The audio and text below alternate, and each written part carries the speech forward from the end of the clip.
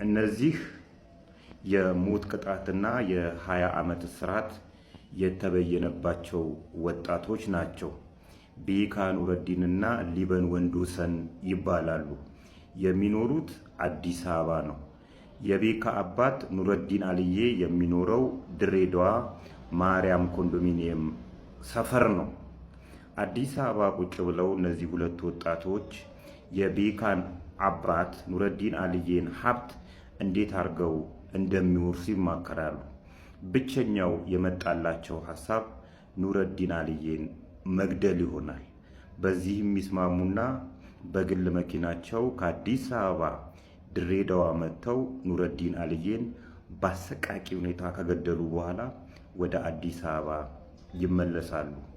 ፖሊስ ባደረገው ጥልቅ ምርመራ እነዚህ ወጣቶች ኑረዲን አልዬን መግደላቸውን ይደርስበትና ፍርድ ቤት ያቆማቸዋል።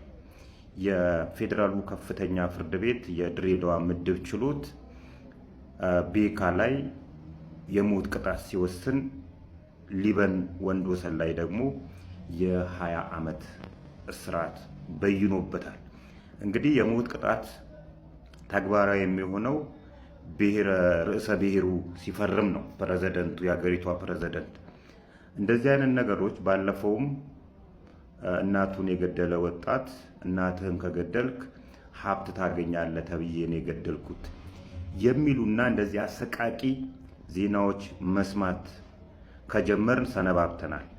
ስለዚህ የሀገሪቷ ርዕሰ ብሔር ይህንን ፊርማ በማኖር ይሄ ፍርድ ተግባራዊ እንዲደረግ ካልተደረገ በስተቀር ይህንንም ህብረተሰቡ እንዲያውቀው እና ተግባራዊ ስለመደረጉ ለህብረተሰቡ የተነገረ ካልሄድና ተመጣጣኝ የሆነ እርምጃ ካልተወሰደ በስተቀር እንደዚህ አይነት ሰይጣናዊ ተግዳሮቶች እየቀጠሉ ነው የሚሄዱና ጋሼ ባኮትን ፊርማዎትን ያኑሩና እነዚህ ይህን ያደረገው ቤካ ኑረዲን ሊሰናበት ይገባል ባይ ነኝ።